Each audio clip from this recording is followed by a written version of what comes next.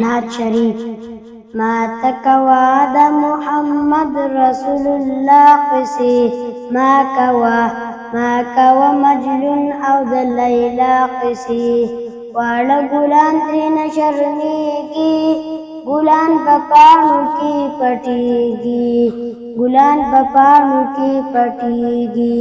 په ګلستان کې څوک کوي د مصطفی قصې ما کوا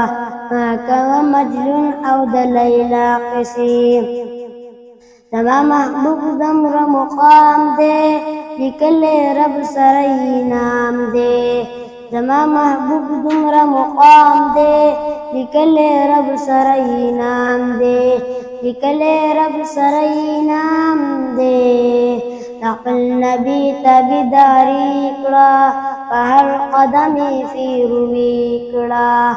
خپل نبی تابعداري کړه په هر قدم یې پیروي کړه اشعار مکړه په اشعار کې د بل چا قصې ما